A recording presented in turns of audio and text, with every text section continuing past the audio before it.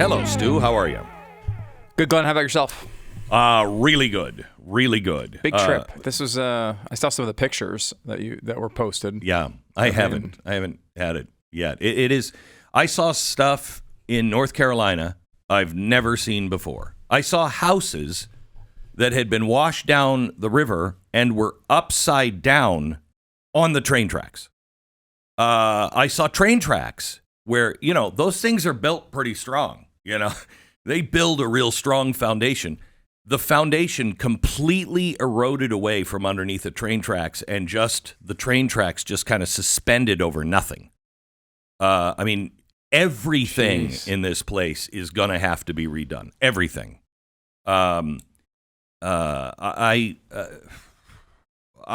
just saw things I didn't expect to see. The power of the water coming down these creeks, then rivers, and literally like the power of the Mississippi.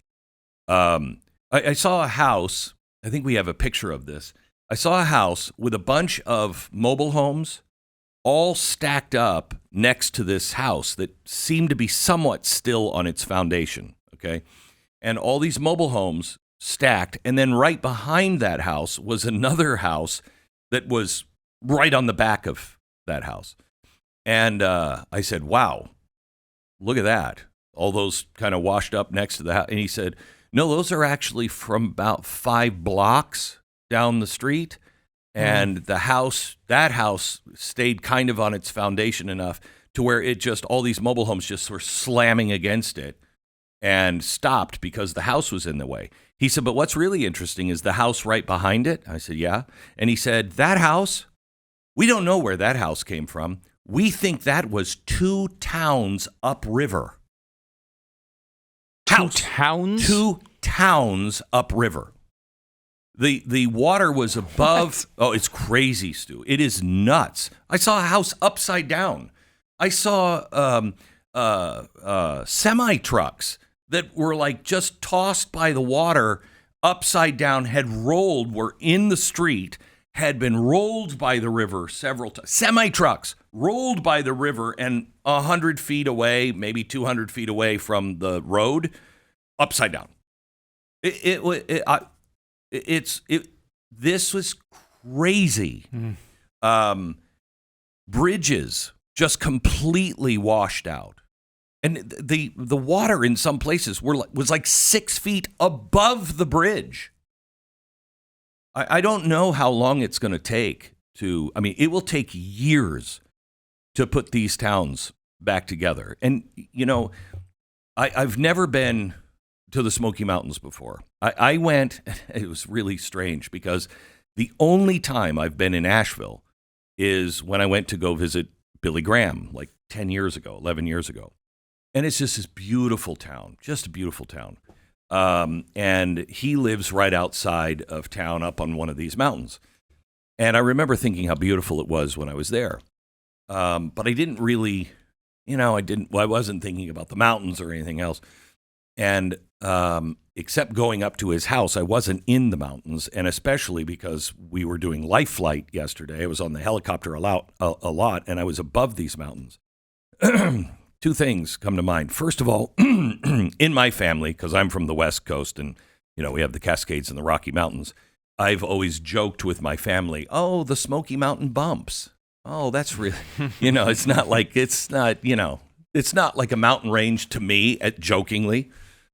But it actually is, because this is the first time I was there. It is stunning. I would live in this area, not just for the beauty, but the people are amazing.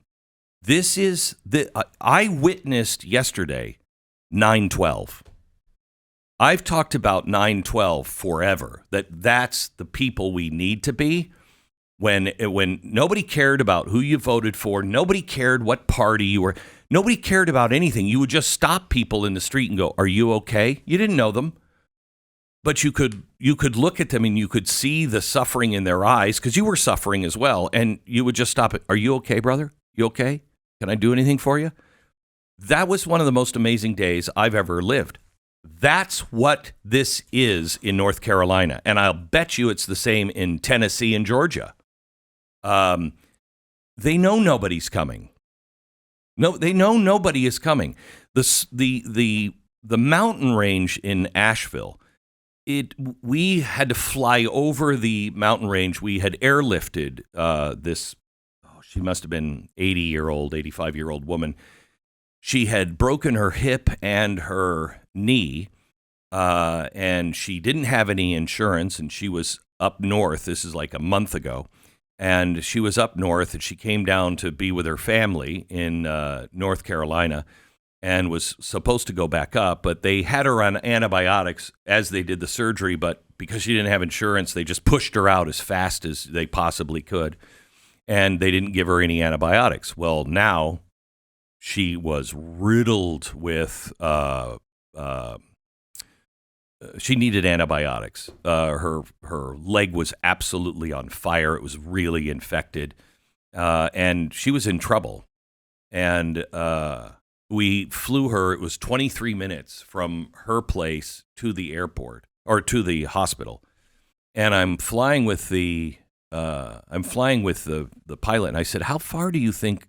How long would it take if you had to drive this?" He said, from there, which was not just over a couple of mountain peaks, he was like, maybe 2 hours. He said, and now maybe 5, because how do you get out of here? Because all of the bridges and some of just landslides coming down. It's incredible. And then, kind of like a tornado, I've seen ground zero in Oklahoma of a tornado. There's nothing like that. There's nothing like the damage that I saw here. Because it didn't grind everything to a pulp like a tornado does. It just moved everything. And I just don't know how. I mean, it's going to take years to restore this. But because of the location of it, it's almost impossible. You have to have helicopters to help people. And the government is doing everything they can to shut down. I mean, yesterday I was calling it the Cajun Air Force, or not Cajun Air Force, the Hillbilly Air Force. You know, they've had the Cajun Navy. This is the Hillbilly Air Force. The guy at the Asheville Harley Davidson place, I met him yesterday. That place was wiped out, and but it still was standing. The bikes are all, he just lost everything. But they shoveled the mud out of that place, and he said, "I've got a field here. You can use that as a landing place." There were helicopters coming in and going out, and the government tried to shut them down and said, this is nobody from the FAA is involved here. You're going to have to shut this down. And Adam Smith, who's retired Special Forces, who was running it, he was like, "Really? Yeah, you know what you're going to do? You're going to leave because I have another helicopter landing and one taking off in a few minutes." They were just pissed.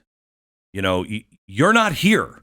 If you had all of the assets here, if you had called one of the, many forts, bases, and special forces that are sitting on bases in North Carolina, maybe we would shut this down, but you're not sending anything to help people, so get off our land. That was a common theme yesterday. When we picked up this guy, it was, I just don't think of me as, somebody. I think of me as me, not Glenn Beck, the radio guy. And we show up with the helicopter. We land in this field, and we go to pick up this lady. We're, right at the front stairs, and the son of this or grandson, I think, of this woman, he turned to me and he's like, "You look familiar." And I said, "Hi, I'm Glenn." And he said, "Oh, hi, Glenn." And he looked at me again. "Glenn Beck?" And I said, "Yeah." And he's like, that's unexpected. And he's like, you got to see my cousins, Tom, Jethro, whoever, come up here. No, don't walk. You run up here. And then he said, don't look directly at them. They're bad runners. And the whole family, the whole neighborhood didn't call 911. The son called somebody in the military that he knew that was retired and said, hey, do you know anybody with a helicopter? Because while they have two helipads at the airport in the city over the mountains, they don't have the helicopters. They're out of commission. So nobody can be flown in. So we're doing the life flight. And it's incredible. What this audience has done is incredible. But he didn't call. And then he called a friend and he said, you know what? I think I know. And he called another friend who was formerly in the military. And then he called another friend who was in the military. And he's like, yeah, they have helicopters right here. Mercury One's flying these helicopters right now. I know Adam Smith who's running this. And so they didn't call 911. It's not that community. And as we were leaving, I said to one of the cousins, I said, hey, you tell everybody you know that you haven't been forgotten, that there are millions of Americans that care about you, love you guys, and want to help and are helping. And he said, that's very kind of you. Now, will you tell everybody you know something for me? And I said, sure. And I expected, like, thank you or something. And he looked at me and he said, you tell everybody you know that even if they don't care, we'll take care of our own damn self if nobody shows up. And I was like, I gave him a hug. I was like, I love you. It is America. And all I could think of yesterday was, this is God's army. This is exactly what Billy Graham told me would happen. That I talked to people and they were like, I don't know. I just felt this calling to come here and help. And now I'm, doing this and this and this. And the people have taken care of it. Now, they need a lot of help. But wait until I tell you about FEMA. I found a FEMA truck. And we were driving from seeing some, bad areas. And I said, wait, turn the car around. I think I just saw a FEMA truck. And everyone's like, no. And I'm like, turn around. I saw a FEMA truck. It's behind that building.